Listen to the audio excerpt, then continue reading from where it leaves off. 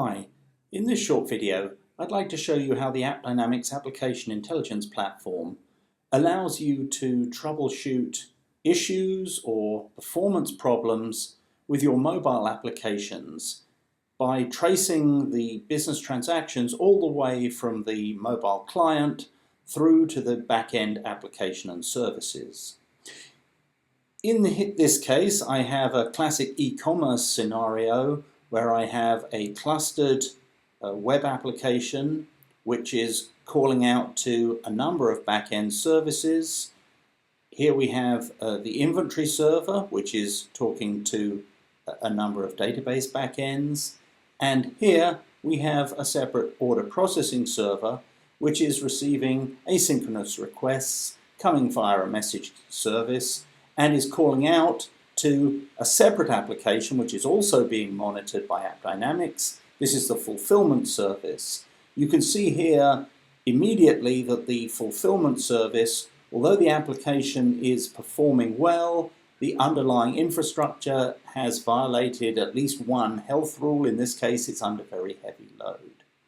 So the first thing I'm going to do is I'm going to go to our real user monitoring dashboard, and I can see information about network requests and their geographical distribution. Now I want to drill down a bit further, and I can see that a considerable amount of time is being spent on network requests to this particular URL, and I can now drill down into that. And what you see here is that AppDynamics can give me not just summary information from the point of view of the mobile application. Here I can see network request time, and I can see how that compares to the amount of time spent in back-end server processing. I can see how that maps to load, and I have this time series information broken down by percentile distribution, which allows me to map network request time, back-end server response against the load on the application. And I can also see details of any errors. But what the AppDynamics platform does for me here is that it correlates those network requests with the back-end business transactions that my applications are performing in response to the network calls.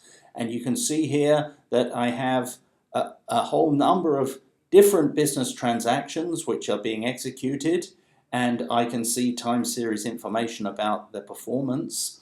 But I can also see quickly, I can pick out this particular transaction, which is in fact the checkout operation, and I can see that I have a significant number of very slow transactions. So I definitely want to look at this some more, and I can now drill down and I can see the flow map for just that part of the overall application infrastructure which is involved in supporting this particular business transaction. And I'm going to look in turn at performance issues, and then I'm going to look at application errors. So let's start with slow response times, and I can see here a graph of how those have looked over a period. But what I'm going to do now is to drill down, because for each of these very slow transactions which were detected by the AppDynamics platform, we capture a transaction snapshot.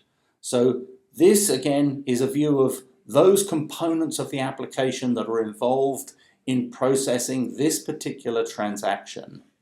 And I can now drill down into the various components, the various tiers of the application, to see where the potential issues are. So I can see that a significant amount of time here is spent out in a call to this particular web service. But if I come down, here's clearly the area that I'm interested in. An enormous amount of time is spent here, so I want to drill down into the next tier of the application, and I can see immediately that there have been 4 invocations here. The norm is clearly somewhere around 275 milliseconds, but this particular call has spent much, much longer. So this looks like the culprit. Again, I can drill down into the service which is responding to this web service call, and I can see down here that we're spending a lot of time in the database. So I can see the exact query, the SQL query that's being executed, and this is the information that I can now take to the database team to try and understand what the issue is here. So that was a quick look at how you can trace all the way from a mobile application through to the back end for a slow response.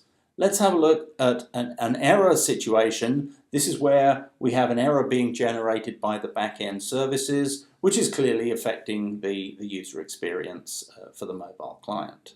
So once again, I have a transaction snapshot.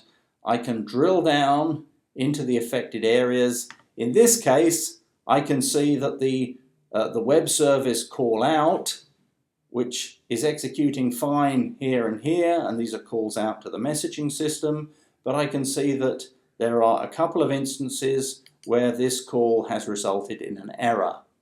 And again, I can look at the individual invocations here, and if I come down, I can see one that clearly is an outlier. Normally this call is taking anywhere between 200 and 300 milliseconds.